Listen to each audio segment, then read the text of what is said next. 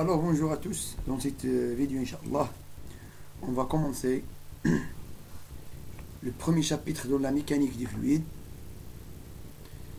et dans lequel on va Inch'Allah atteindre les objectifs suivants. Premièrement, on va définir un fluide parfait et un fluide réel, puis on va trouver la différence entre un fluide compressible et un fluide incompressible. Et enfin, on va parler des caractéristiques physiques d'un fluide qui sont réparties comme suit: la masse volumique, le poids volumique et la densité, et enfin la viscosité. Alors, on va commencer par une petite définition d'un fluide. Alors, comme vous voyez, un fluide peut être considéré comme étant une substance formée d'un grand nombre de particules matérielles, très petites et libres de se déplacer les unes par rapport aux autres. C'est donc un milieu matériel continu, déformable, sans rigidité et qui peut s'écouler. Les forces de cohésion entre particules élémentaires sont très faibles, de sorte que le fluide est un corps sans forme propre qui prend la forme du récipient qui le contient. Et par exemple, des fluides qu'on utilise, on a les métaux en fusion, sont des fluides qui permettent par moulage d'obtenir des pièces brutes de forme complexe. Donc voilà ce qu'il faut retenir dans ces petites définitions. Donc un fluide, c'est un ensemble de substances formées d'un grand nombre de particules matérielles. Et ces substances-là, ces particules-là, elles sont petites et libres de se déplacer les unes par rapport aux autres. Alors, un fluide n'a pas de forme, il prend la forme du récipient qui le contient.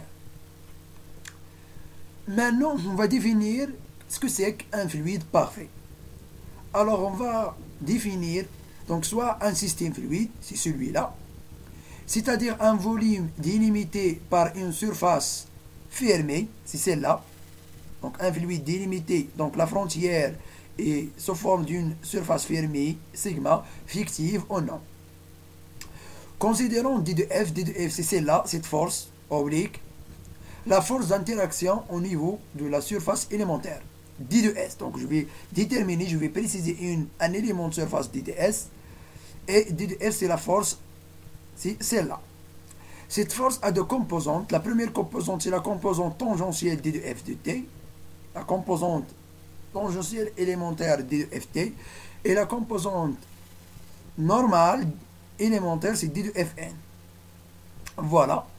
Alors, la question posée, quand on dit qu'un fluide est parfait, donc, et la réponse, on dit qu'un fluide est parfait lorsque D de F de T est nul. C'est-à-dire que, parce que, regardez bien, ce que je vais écrire. Dans ce cas, qu'est-ce qu'on a? On a D de F, le grand F, égale à D de F tangentiel plus D de F normal.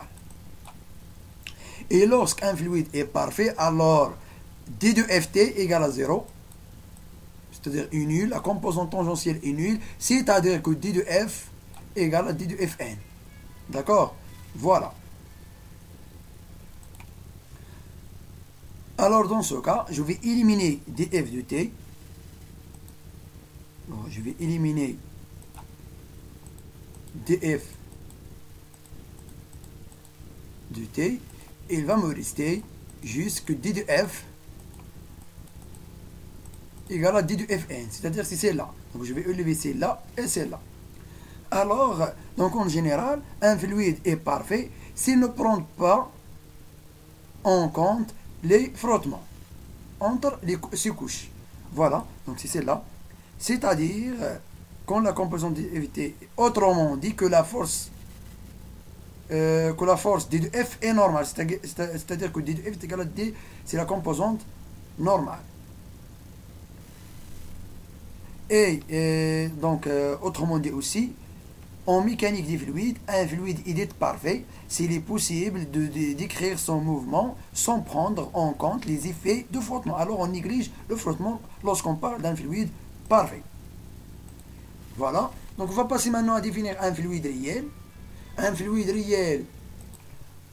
Alors un fluide réel, c'est le contraire d'un fluide parfait. Alors, donc on déduit que un fluide réel, elle prendra compte au frottement. Donc il y a des frottements. Contrairement à un fluide parfait, qui n'est qu'un modèle pour simplifier les calculs, alors pourquoi on utilise dans les exercices et dans les travaux dirigés, dans les examens et dans les études expérimentales, un fluide, dans les études théoriques, on utilise un fluide parfait pour simplifier les calculs. Pratiquement, il est inexistant. Il n'y a pas un fluide parfait dans la nature. Dans un fluide réel, les forces tangentielles de frottement internes qui s'opposent.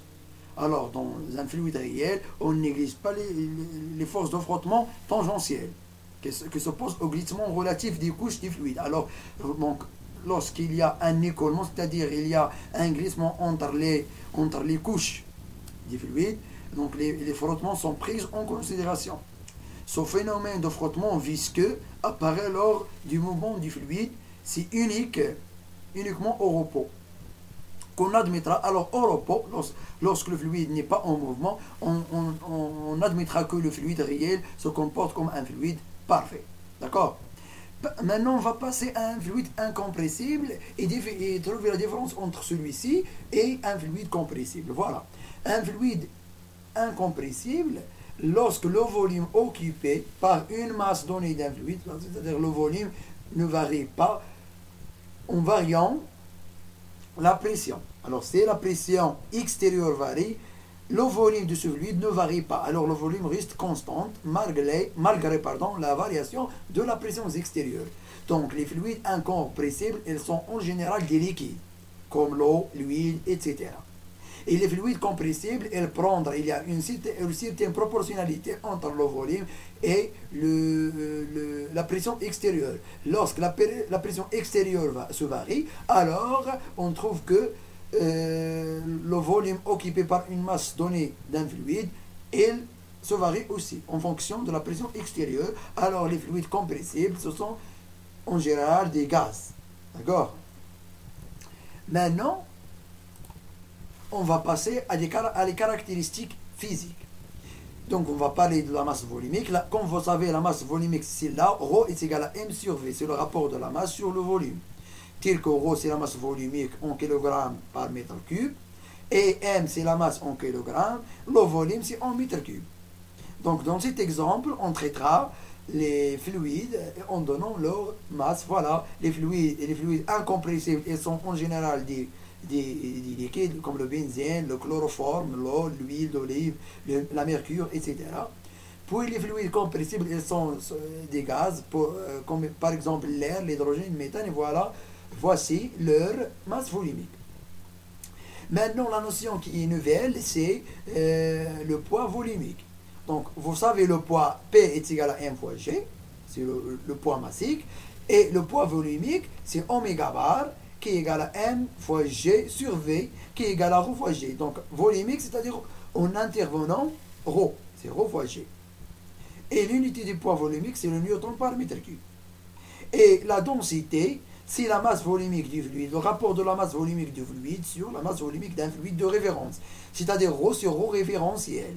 Et pour trouver ρ référentiel, c'est dans ce cas, dans le cas des liquides, on prendra l'eau comme fluide de référence, et dans le cas des gaz, on prendra l'air comme fluide de référence. Alors, si je voudrais calculer la densité d'un liquide, donc ρ sur ρ de l'eau, et pour un gaz, ρ sur ρ de l'air. Maintenant, on va parler de la viscosité. Donc, la viscosité, c'est une grandeur qui caractérise les frottements internes du fluide. D'accord? Autrement dit, sa capacité à s'écouler. Il caractérise la résistance d'un fluide à son écoulement. Donc, je vous laisse maintenant. Donc je vais consacrer la deuxième vidéo pour parler de la viscosité et la différence entre la viscosité dynamique et la viscosité cinétique. Donc veuillez s'abonner dans ma chaîne YouTube pour que